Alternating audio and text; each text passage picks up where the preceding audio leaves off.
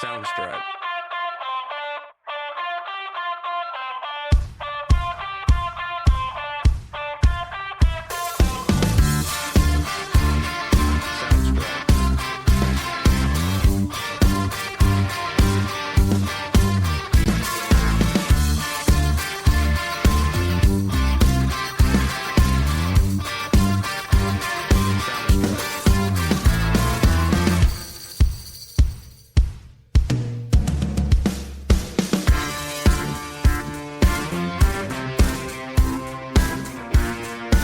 Soundstripe. Soundstripe.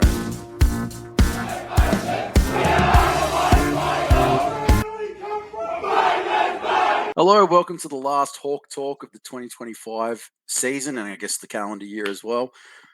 This is the podcast where you get all your news, all the opinions, and all the fun stuff that's going on at the Batemans Bay Seahawks Footy Club.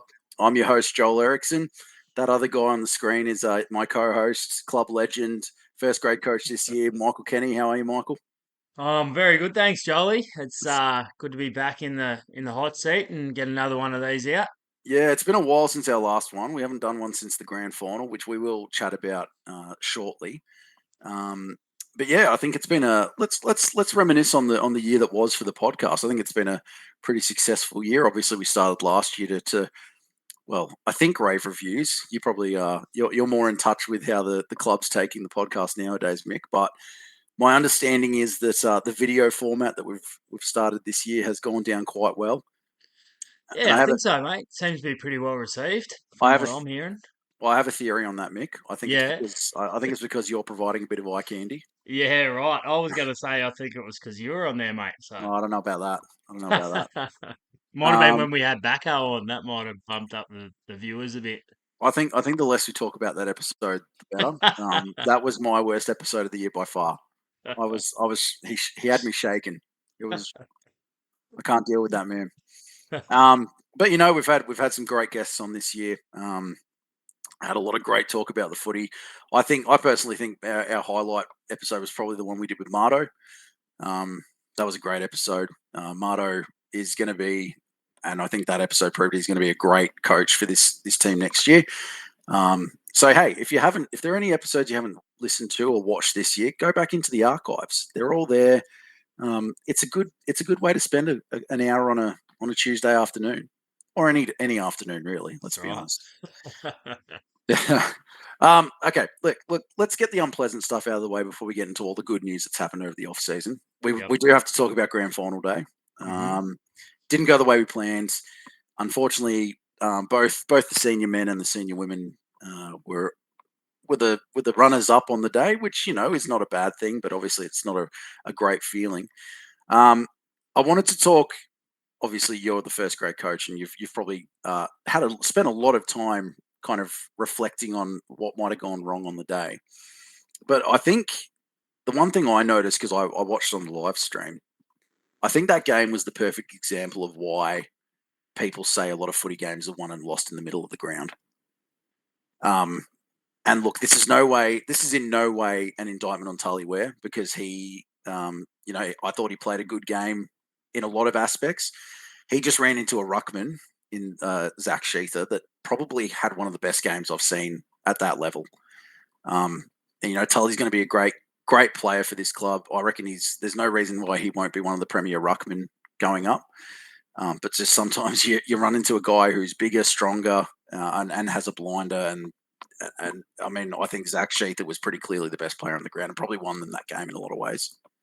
Yeah, I think you're right, mate. I think there was probably really a 10-minute patch in that third quarter, where they really got on top in the middle of the ground. And I think, yeah, take nothing away from our boys and the season that we had. I mean, to go through undefeated, make a third consecutive grand final is a massive achievement in itself. But Mm. I think probably there was probably a few areas that we probably knew all year that we probably couldn't cover that well, that we probably got found out a little bit on grand final day. And and I think that was probably not that losing a grand final is fun at all. But I think that we could take away from that game knowing that I feel like there probably wasn't much more that we could do. I felt that we're probably just a little bit short in the cattle perspective, which, like I say, it sounds funny given that we went the whole year undefeated, but I probably feel like, we were probably one or two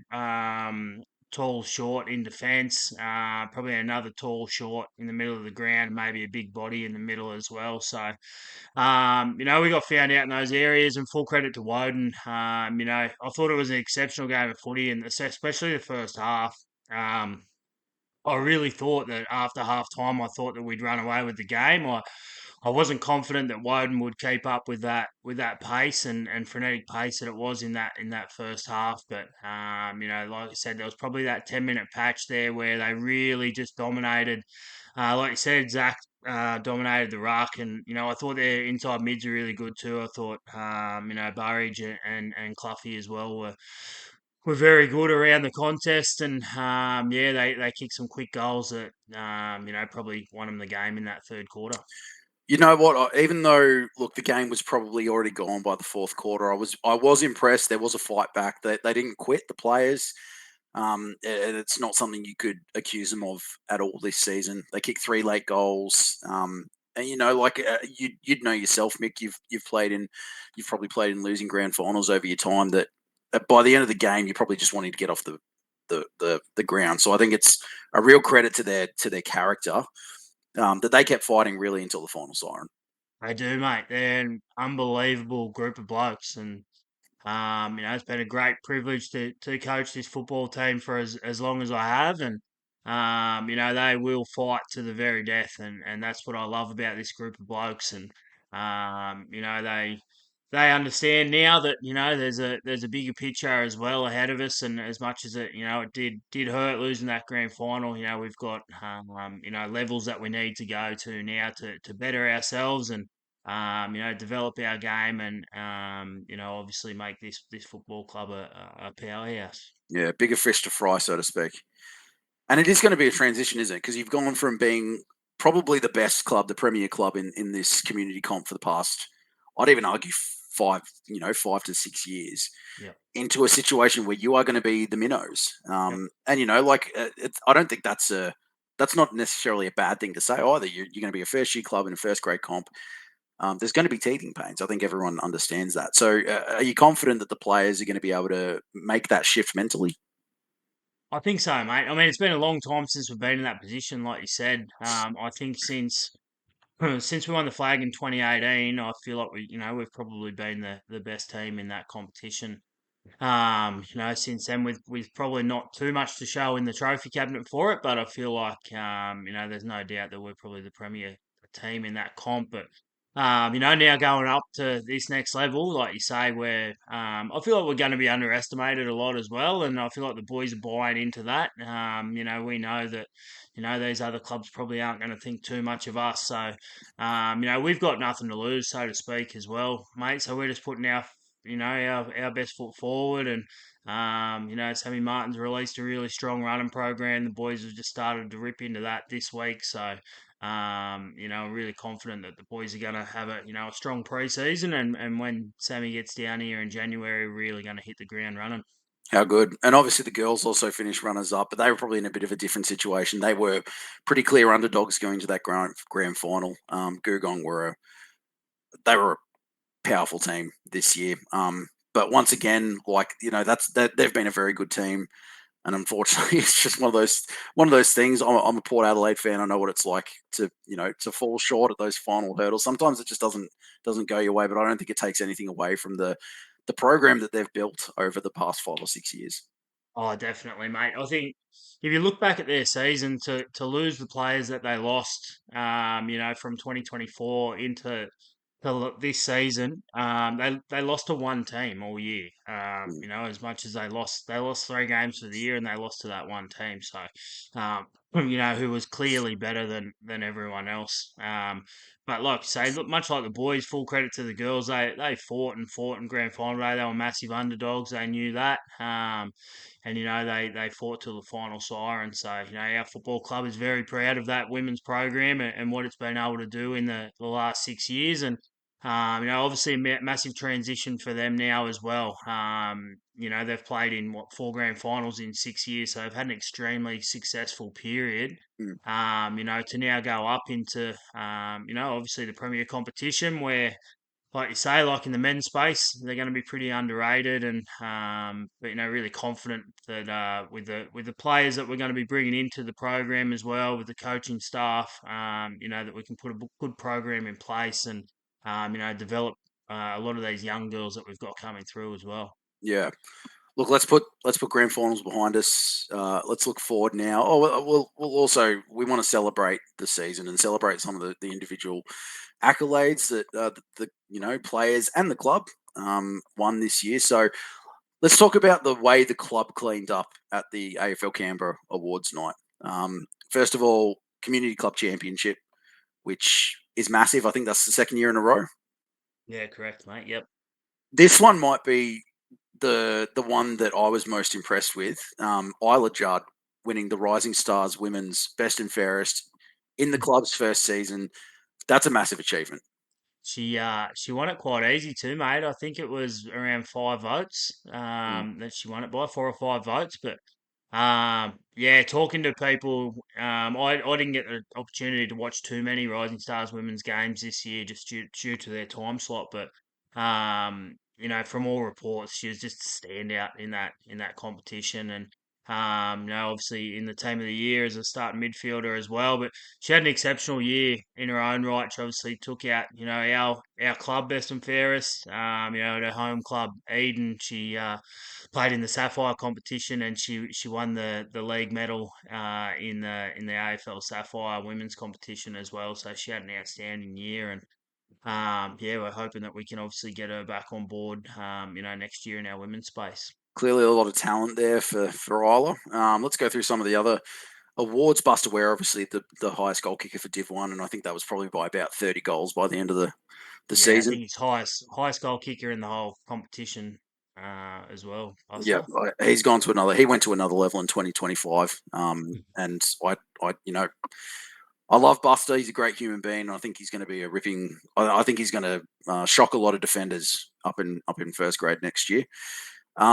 Ryder Freya made the Rising Stars Men's Team of the Year. Three of our Rising Stars Women's Team of the Year. Isla Judd we've already mentioned, but also Claire Callahan and Sophie Firth. So that's a very good sign that we've gotten three players into that team. It shows that there's a lot of Probably, talent. probably Amy White was pretty stiff not to get in there either, mate. She I had was an outstanding year as Yeah, I well. was going to say she was the runner-up, best and fairest for Yeah, that team as well. So, and then two Coach of the Year awards. Mick, you've continued your streak. Another Div 1 Coach of the Year award for you, and Damon Connick was the Rising yeah. Stars Women Coach of the Year. So he's done a fantastic job.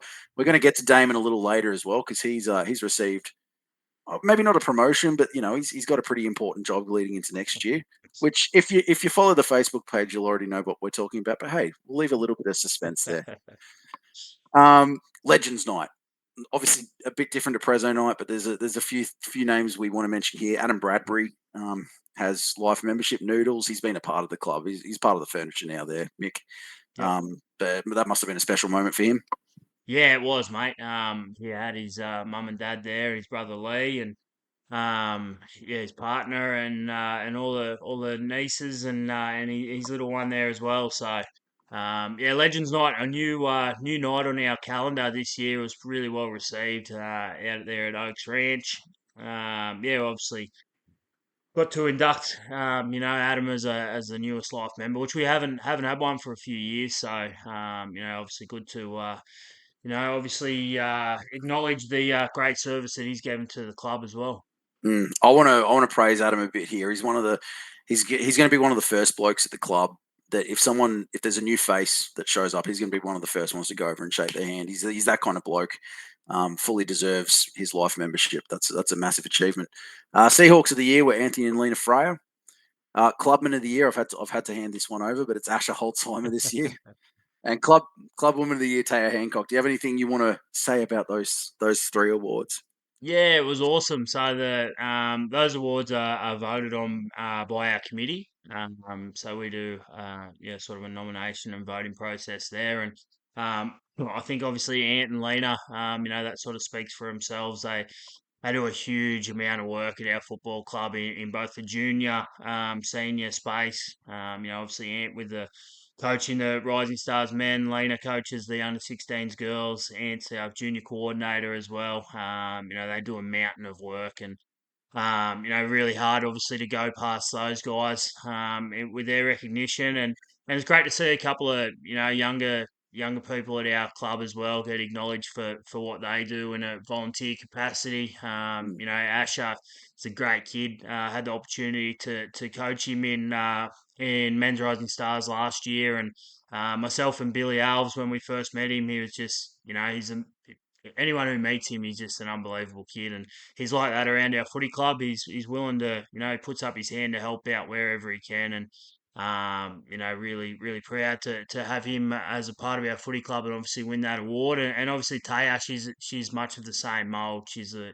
first player to always put up a hand, whether it's running water or anything at all involved with the footy club. On a function, she'll be there picking up cans and cleaning up rubbish, and she's just a great person to have around at our club, and obviously well done to all those people winning those big awards.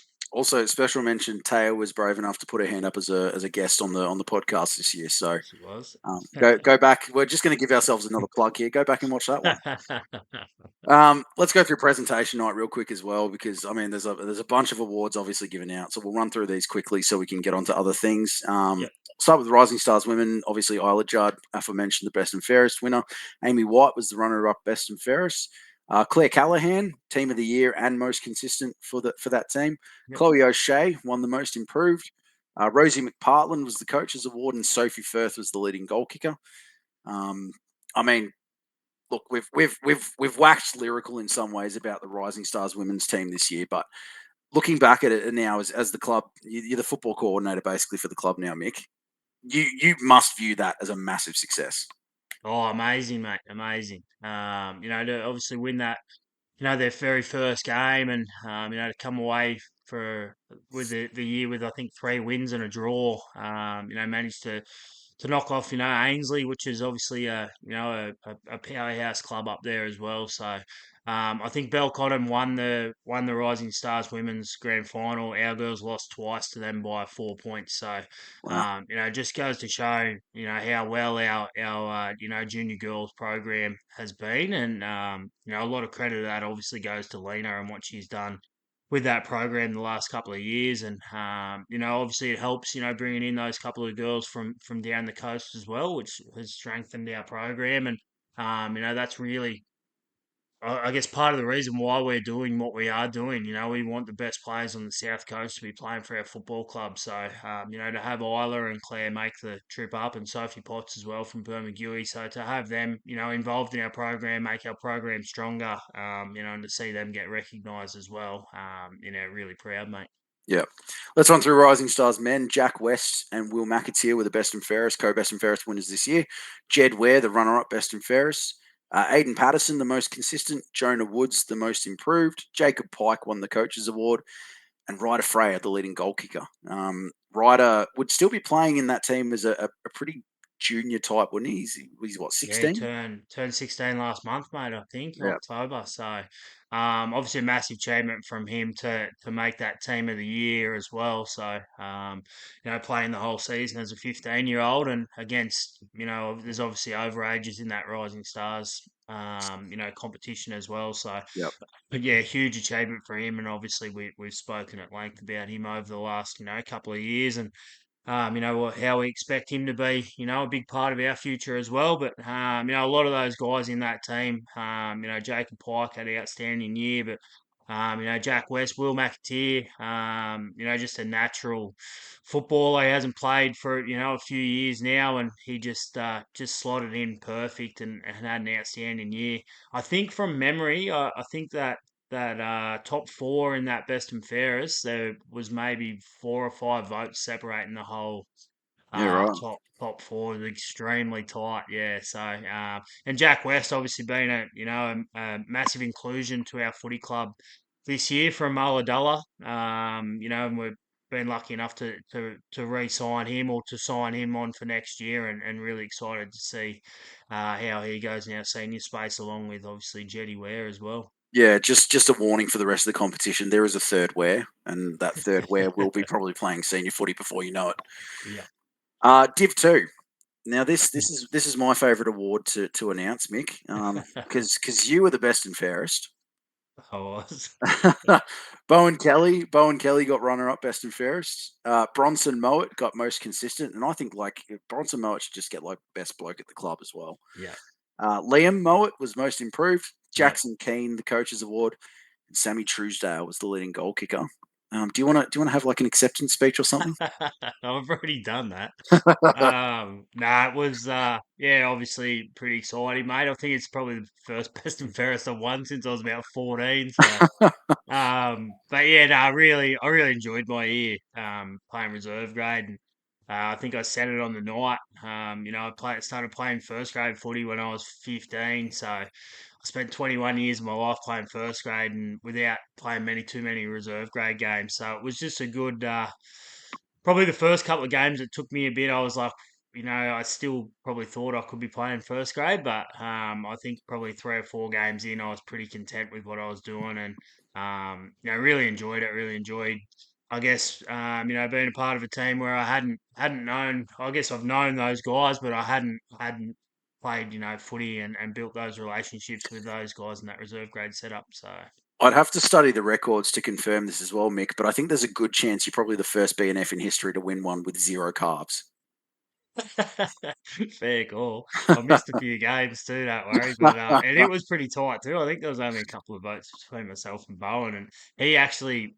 So I missed the second last game with a hammy, and then he missed the last game with a hammy. So Who would have thought a hamstring classic, injury would be what it classic Rezzies. Yeah, yeah, exactly. Women, Jess Kemp was the best and fairest. Jess Williams, the runner-up. Yep. Lux was best in finals. Taya Hancock, the most consistent. Zeb Job Bliss, the most improved. Claudia Hannon, the coach's award. And Gabby Johnson, the leading goal kicker, which is pretty impressive considering Gabby didn't come in until midway through the season. Yeah. Yeah, I mean, obviously a lot of names there that have been with the club for a few years, and Jess Kemp in particular is probably getting the award, the reward she deserves for how much work she's put in with this program. Well, she definitely has, mate. Like, I mean, if you look at 2024 Jess and 2025 Jess, just polar opposites. She put in a massive amount of work. Got herself extremely fit, and she told the coaches that she wanted to play midfield. That's what she wanted to do, and obviously we lost a few players, and she got that opportunity, and she grabbed it with both hands, and I thought Jess Williams had an exceptional year as well. She was great up forward. Lux was huge. Final series, those 3 games that she played, she was absolutely dominant in the ruck. So yeah, really exciting. With those girls as well to see what they can do. Stepping up next year as well. And finally, last definitely not least, Div 1, your boys this year. JT, Jared Thompson, and Michael Thane were the joint best and fairest winners. Kyle O'Malley, the runner-up. I thought it seemed to me like Kyle was having a bit more of a quieter year this year, just from afar. But obviously, he just was doing the right things and still performing at the levels that we expect from Kyle. Seb Geary was best in finals. Buster Ware was both most consistent and the leading goal kicker. I love these 2 awards. Rory McDonald, the most improved. Cal Dawn, the coach's award. Tully cleaned up with Rookie of the Year and the Fiona Art Memorial Award. And Snails, Sammy Malin, was the Michael Rosevier Memorial Award. Talk us through some of those choices that you made for those awards, Mick. Yeah, once again, mate. Obviously, pretty tight vote count with JT and Thaney tying. So we were meant to play Goulburn last round. It got washed out, so it would have come down to that game. But yeah, we obviously didn't get to play it. So I think Kyle after round 5 was a fair way in front. So I think he started like a house on fire, and like you said, he had a bit of a lull from his usual, I guess. But Thaney had a real purple patch as well midway through the year. But I think JT in probably a new position this year. We played him off halfback flank, and I think that when the crunch games were there, he really stood up. And obviously those games when we were winning by a fair bit, he didn't have to do much work, so he probably didn't poll too much. But I thought he really stood up in a couple of big games for us, JT. Yeah, I guess those big awards, Tully Ware, he's probably no secret. He's one of my favourites. That's for sure. But that Fiona Art Award is extremely, highly, what's the word? I guess recognised award at our Regarded. football club. Highly regarded. Yeah. Yeah, that's the word. That's the one I'm looking for. Well, we'll edit that out. Yeah. But yeah, it is, and it fits the mold with Tully. I mean, if you look at him, he's a bit light on frame. He's not the fittest bloke in the world, but he will just go and go and go until he can't go anymore. And I think that's why I love coaching him, and I think that's why blokes love playing footy with him because you know what you're going to get. And from a guy who's, obviously relatively green, 19 years old, I think that there's really no ceilings with that guy and what he can do in the future. The Sammy Malin one is obviously, another award that sort of dear to my heart as well. A really good mate of mine, Sammy, and we've shared a lot over a long period of time with our football journey. And I think that Quiet Achiever award really sums him up and sums the year up for him and what he did. He was a real foil for Buster all year, and he took a lot of heat off him and did all the dirty work that no one wants to do. And it probably wasn't lost off us, as coaches and as I guess as a forward line as well, and the work that he was doing. Mm. Rory McDonald, most improved. Yep. Obviously, the year before last, he played a bit on the wing, kind of chipped in up forward, the here and there. But I mean, he's got speed. He's not afraid to take the game on. Tell me what it was that made you go, yep, Rory's the guy who has improved the most this year. Oh, I think it's pretty easy, mate. I reckon, yeah, it's probably halfway through the year where everyone was like, wow, this guy's just gone to another level. And from a guy who wasn't going to play footy this year at all, and he reckons he's not going to play next year either. So we've got a bit of talking to do there. But yeah, no, he was outstanding, mate. I think we just found a position for him, like you say. In past years, we've probably chopped and changed him around, and we've tried him in the wing, we've thrown him into tagging roles in the middle, we've used him down back, or we've thrown him up forward. Whereas this year, we're pretty adamant from the start. We wanted him to play this role as a winger, and he obviously got to play that role all year and wasn't chopped and changed around, and yeah, had an exceptional year. Mm. And Cal Dawn, Coaches Award. What was Yep. it about Cal that impressed you this year? Oh, it's another pretty easy one, mate. I think he's the first bloke there, gets there at 5 o'clock, does his running, has a few shots at goal, whatever he's got to do, and then he'll train, rip in at training, and then after training he'll sit back and he'll have a few more shots at goal, or he'll do extras after training. Really likable kid. You obviously know Cal as well, mate, and Oh, great kid. yeah, a bit of a shame to be losing him next year. Actually, he's actually making the move down to Victoria. So yeah, obviously on to bigger and better things down there as well. But yeah, great kid, mate, and fully deserving of that award for sure. Yeah, look, let's put the bow on season 2025. Massive year, but next year is going to be even bigger. Let's start talking about next year with some new signings. We won't go through all the re-signings because that'll just take us too long. But I want to talk about the women's new signing, the big one first. Zara Neal. Yep. How'd you pull this one off, Mick? Um, I think it was just the right time for everyone involved, really. So yeah, Zara's she's only 17, and next year she's 18 in her HSC year. So yeah, a few of our players in the women's space have played with Zara before up in Ulladulla, and were coached by her dad, Dave Neal. And then Aunt Freya and a few other guys had a bit of a relationship already with their family, and yeah, I think it was pretty easy, mate. In the end, it was obviously easy for us. We knew what we wanted. We knew that we wanted her be a part of our program, and Dave as well. We've been lucky enough to get him on, in a coaching aspect as well. So he's been involved in, a lot of junior girls programs as well. So he's a really good get for us, as well as Zara. But yeah, she comes with a jam packed resume already, mate. As a 17-year-old, I mean, she played rep footy for AFL Canberra this year, and heavily involved in the GWS Giants Academy. She'll probably play a bit of coast league stuff this year. I know expect her to play some rep footy as well. So there's probably going to be times where we won't have her as a part of our team, but. Yeah, we're absolutely stoked to get her on board, mate. And I guess the plan is to just she'll be playing first grade from day one. Yep, that's the Yep. plan. Fair. Any other women's signings you can give us a bit of a hint on at this point, Nick? Not just yet. No, Okay. there's a few conversations going on in the background, Jolie. I'm like Well, a duck on the water at the moment. if I know anything about you, you've got a finger in every pie you could possibly have one in. So that does not shock me.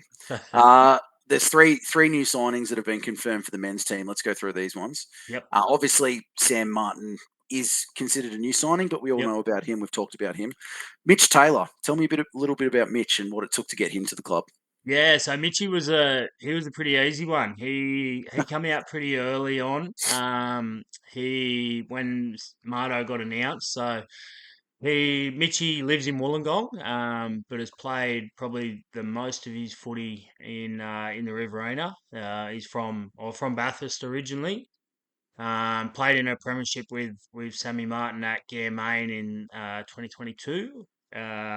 So he was a bit unique. He won 3 grand finals in a row. So he won one at Main 2022, Bathurst 2023, and then in 2024 he had a pretty solid year for Wollongong Bulldogs. They obviously won the flag, and he comes second in the AFL South Coast League Best and Fairest that year.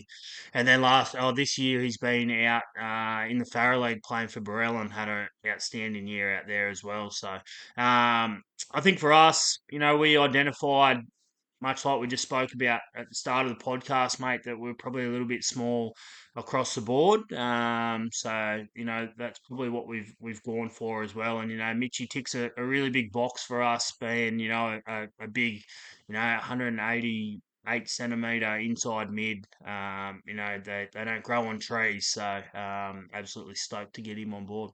Yeah, big body who's going to shore up that midfield, you'd think. Yep. Second one we'll talk about. This is a name that people may recognise. Jed Lee. He's Rex Lee's little brother. You've got him up from Narooma. Tell us a little bit about Jed. Yeah, so Jetty, I haven't had much to do with him. Obviously, played a lot and coached a lot of footy with Rexy. But yeah, Jed's moved back down to the area. He sort of left as a junior, played some really young junior footy here, maybe as I'm guessing maybe a 10, 12-year old, and then left and played up in Newcastle for a while, come back, and yeah, just played a little bit of off and on for Narooma this year, but yeah, really committed to the cause in 2026, and really excited to get him fit and see what he can do as well, mate. And are we expecting Rexy to be good for next year? He's probably had a good 18 months of rehab from his knee injury from 2024. Yeah, Rexy Lee's flying at the moment, mate. He's playing some nines at the moment, and he's Brilliant. ripping into preseason training. So yeah, he's ready to go. That is fantastic news. And the last one we'll talk about is Max Tiernan. Yep. Yeah, another good get, Maxi. So he's actually hails from Cootamundra, but has played pretty much all his footy at East Wagga in the Farrer League. Yeah, he sort of come into grade as a key backman when he was about a 17-year-old. Played a lot of sort of fullback, centre half back. This year East Wagga, they were same as us actually. They went through all year undefeated, and they lost in the final hurdle. But yeah, he sort of got moved around a little bit this year. Played a lot of inside mid. Played centre half forward at stages as well. So, but we probably see him for us as probably being a key defender, and potentially throwing him through the midfield as well. But yeah, Max is moving to Wollongong, and he's sort of linked up that's all come about through Mitchy Taylor. So yeah, really excited to get those boys on board. Good stuff. Another name I wanted to ask you about. He didn't play any footy this year because of a freak accident, but Joseph Teggett. Where are we sitting with Tegs? What are we gonna break it here, are we? Or I don't know. It's up to you, Mick. now there's some conversations with Tegs at the moment, so hopefully we can have that one announced sooner rather than later. We'll leave that there. I think Tegs knows how much we both love him, so hopefully this will sway He'll him a be little bit. listening, Tegs, for sure. And look, obviously it's only November. There's still quite a few months before the season starts. There's going to be a lot of time for new signings. It's an exciting time, really, isn't it? You get to kind of dip your toe into a whole new pool of players. You must be loving this. Oh, yeah. Yeah. I was loving it a couple of months ago. Yeah, a few weeks ago, I thought I was going really well. And yeah, as is life, mate, you get probably more knockbacks than you do yeses. So, yeah, I wouldn't say we've hit a hurdle, but we've still got a bit of a plan in place, and we've got some guys that we're still talking to and girls that we're still talking to at the moment to hopefully pop those programs up. But we feel like we're not too far off the mark in both grades. If everyone can obviously rip in and have solid pre-seasons and come with that right attitude that they're willing to learn and, can we add a few more players to both programs? I feel like we're not going to be too far off the pace. And I'm just going to assume that you've already put in a call to Dustin Martin's management to see if you can hijack that deal in the Northern Territory. I don't know if I've got the loot for him. We'll stick with the one Martin we've got at the moment. Yeah, fair enough. Fair enough. Hey, let's talk some new coaches for next year as well, because obviously it's not just the players that help get your club to this next level. You got to have good coaching around them. Nathan Darville is coming in as your new Div 2 coach. Obviously we've had Cam Carr in that role for a few years now, and he's done a fantastic job. Yep. Nathan, tell us a little bit about Nathan. Yeah, so Nathan applied for the job. He's based up in Ulladulla. Played a lot of footy around the traps. He actually played for Bay and Basin this year. They won the reserve grade premiership in the AFL South Coast competition. But yeah, he's sort of heavily involved in Masters footy as well. Played for the South Coast Buccaneers over in Bali in the Masters over there. So he had a bit of a connection with a few guys there, and yeah, he's keen, mate. He's really jumped into that role, and he's eager to play at this higher level and obviously coach at this higher level, and he sort of knows the club's plans and how we really want to invest in the youth, and we're really confident with the young guys that we've got coming through, and he's really big on development as well. So yeah, looking forward to seeing how the next year pans out in the second grade setup. And Mick, do you have a kind of like a coaching team surrounding Nathan this year? What's the plan there? Yeah, so Cam's going to jump in, and yeah, obviously help Nath out. So he obviously Cam's got that relationship with all the boys already, and yeah, he reckons he can't get his old bones moving again. So he'll probably take the role of the running the sidelines, I would assume. Yeah, fair enough. And one that we'll mention is Damon Connick. We mentioned him earlier. He's going to step up and be the first grade women's coach for 2026. And I mean, he's proven his coaching chops with the job he's done with the Rising Stars women. Was that a pretty easy decision to make to give him that, I guess, promotion?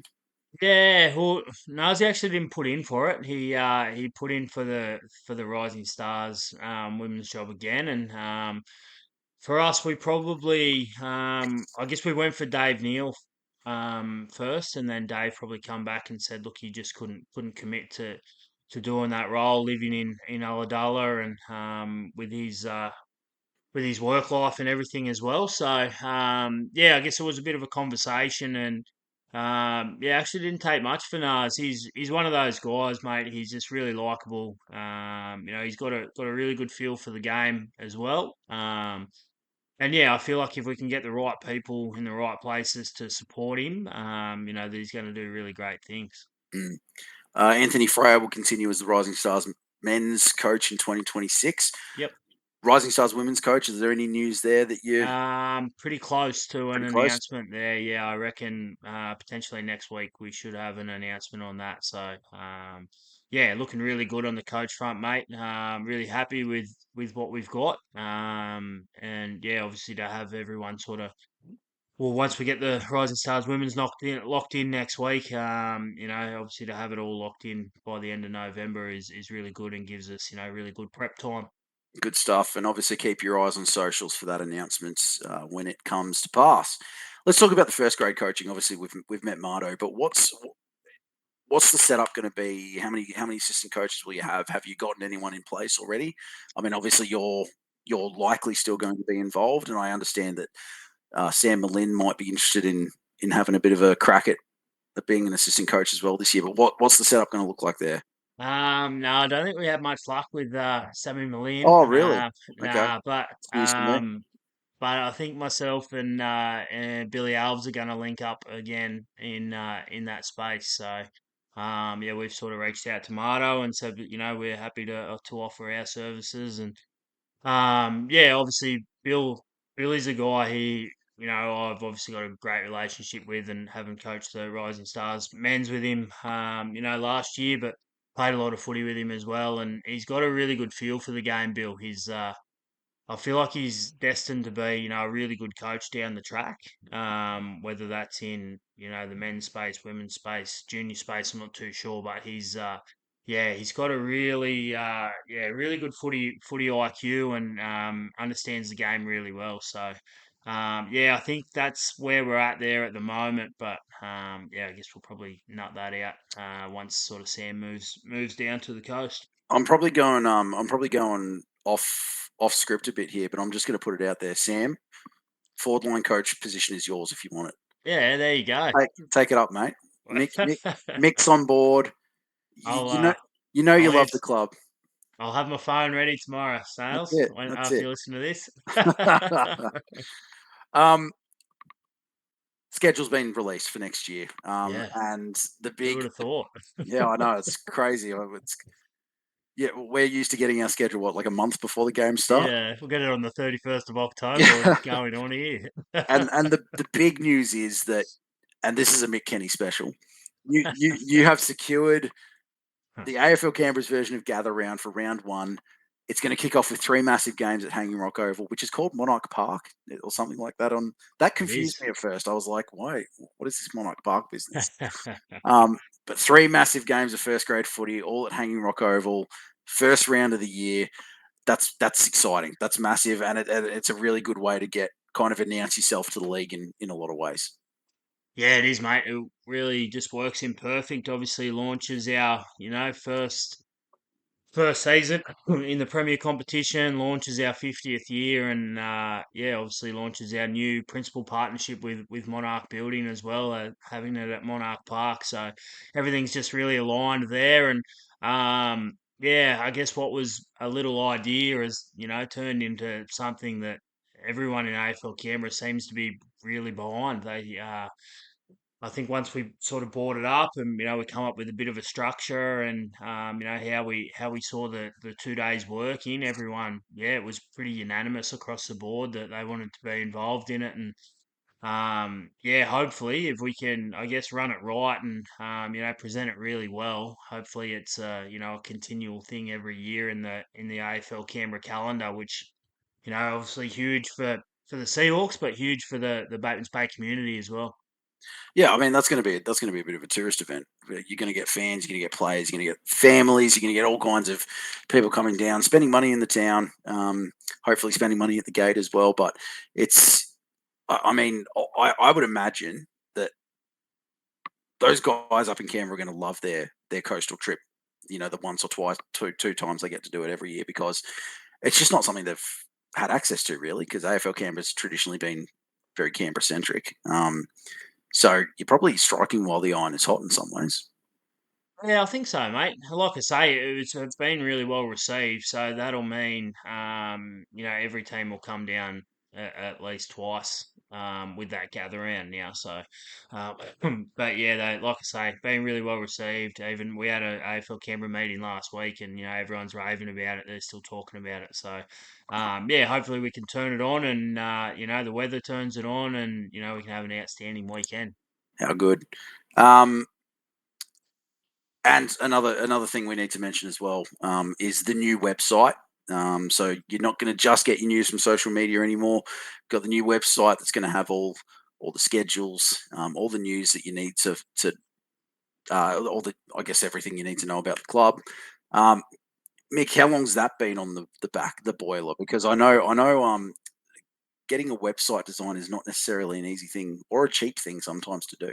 Yeah, it's been a bit of a mixture of both. But yeah, it's stoked with it. Absolutely stoked with it. It's come up, yeah, really good. Still a few things we need to add in there or adjust in there once we obviously get our junior program up and rolling for next year. But I think down the track where we're looking to add a merch store and a few other things on there as well. But for the time being, we've sort of got it rolling and like you say, it has another avenue there that we can show off the football club, and people can obviously find their access their information nice and easy. And we've mentioned this a few times in the podcast as well, but we'll talk about it a bit more in depth. It's going to be a 50-year anniversary for the club next year. Marries up with first season in first grade. Biggest year of the club's history so far. Would that be unfair to say?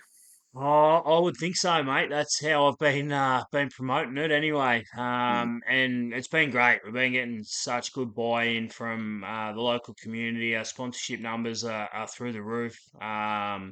This year we've had a lot of sponsors actually reach out, wanting to be a part of it, and Brilliant. that's full credit to everyone involved in the club, from board through to players, through to parents, supporters, and we've got a really good product at the moment that is really easy to sell in the community, and really proud of everyone involved there. And like you say, mate, I think it is definitely the biggest year in the club's history, and hopefully, we can all work together and get a few rewards out of it as well. Yeah, look, I'm going to say this, and this is in no way an attempt to try and make any enemies or start any code wars or anything. But I think there's a very strong Don't do argument. that. The sea the Seahawks, you've built yourselves into a really exemplary club. You're a great example of what a regional club can look like, I think, and that's a lot of that's down to you, Mick, but also, as you mentioned, the board and basically everyone that's been involved with this club for the past 10, 15 years. So I think next season is going to be a year where everyone who has any kind of link to the Seahawks can look at this club, no matter what's happening on field, and go, you know what, I'm damn proud of what's happening here because you know 20 years ago we were playing on AFL Sapphire Coast, and now we're here first grade Canberra. Yeah. That's a meteoric rise, and I think everyone should be very proud of themselves for how that's gone. Last question, the last talking point is going to be coming from you, Mick, because this is obviously you finished your tenure at AFL Canberra Community. You're now stepping up into AFL first grade. As someone who's been at the club for 12, 13 years, you're the football operations manager. You've got such a big role at the club. Where's your head at, and where are your feelings at now with this massive transition? Um, oh, it's been busy, mate. The last September, October has been off its head. Mm. But yeah, really excited. I think for me, I probably underestimated, I guess, the workload of everything behind the scenes, that just getting everything prepared and, and ready to go. And obviously the added extras of, signing coaches and players, and still on the sponsorship hunt, that type of stuff, and then obviously working through the gather round and the fixture, and but yeah, I feel like we're in a really, really good space at the moment. Like I say, I think now that we've got our coaches appointed, I'm probably in that position now where a lot of the hard work and the heavy lifting is done by myself. And it's probably onto the coaches and the players now for these next few months to really prepare themselves the best that they can, and and I'll obviously keep kicking along in the background. But I feel like, yeah, we're sort of on top of things at the moment, and yeah, really excited to what's ahead, mate. And let's before we sign off for the final time in 2025, let's also talk about some of the changes that might happen with the game day experience for the fans next year. Because obviously, stepping up is there's going to be some changes. Do you want to talk us Yep. through some of those? Yeah, so Sunday footy for Rising Stars at home is out the door. So we'll have all our home games. We'll have 5 games on the one day. Wow. So it'll see Rising Stars men's will play at 10 o'clock, as will Rising Stars women's, but they'll play on field two. Rising Stars men's on field one, and then that'll flow into second grade men's, first grade women's, and then first grade men will be the main game at 3 o'clock. So, what was already a big day of footy has become even bigger. Yeah, definitely. And any changes? There's not going to be any like gate fees or anything next year. That's Yeah, there still will be, there mate. will Yeah, be. so Okay. we go up into that. Yeah, so there will be gate entry. Yeah, we're obviously working with the council at the moment on the grant that federal grant that we received from the federal government. So Danny's doing a truckload of work there behind the scenes. We've actually got the existing change rooms. The upgrade has been done to those. I think it's finished maybe today. Oh, great. Yeah, and it looks exceptional what they've done in there. So yeah, we've got probably the next part of the puzzle is obviously getting our hands on that federal government grant, and we can sort of rip into that. But we're pretty hopeful that we can get into that early next year and. Maybe get through with what we've got for next year, and hopefully by 2027 we can have this brand spanking new facility up and about. But yeah, heaps happening, mate. Yeah, stay involved. We've obviously got heaps happening on the socials. I've got Seahawks Lotto, I've got Seahawks Christmas party. We've got things that are still happening, although it's not footy season. People can still keep up to date. There's still plenty going on. Seahawks Lotto numbers are already up for sale, aren't they? Yeah, they're up for grabs. So we've dropped them down to 250 a ticket. There's 15 draws of $1,000. So we'll do those on training nights next year on the Thursday nights as well. And then yeah, obviously Seahawks Christmas party. We've got that coming up in December. AFL nines are going at the moment. Men's and women's Rising Stars are into training. So yeah, we're back in the swing of things, mate. What an exciting time to be part of this footy club. Um, let's sign off for 2025. It's been a massive year. It's been a good year for us on the podcast. We'll be back next year with a little more consistency, I reckon. We've got a few things in the pipeline as well. I think our video format is going to continue, as mentioned earlier. But mate, it's been a pleasure doing the podcast with you again in 2025. Go Seahawks. A big special mention to you too, Jolie. Obviously, living in Queensland, and you obviously still want to be a part of this, and we're very grateful for what you do as a part of this podcast and keeping everyone up to date, even though you're not in the area anymore. So, big thank you to you, mate. Mate, I fell in love with the club while I was covering you guys at the paper, and yeah, the 2024 season just cemented that, and I'm thrilled that I can still be a part of it, even if it's just a little part of the podcast. So, thanks for having me. I suppose it's probably the right thing to say there. Beautiful, mate. You done a Oh, great job. thank you. All right, guys, we will see you next year.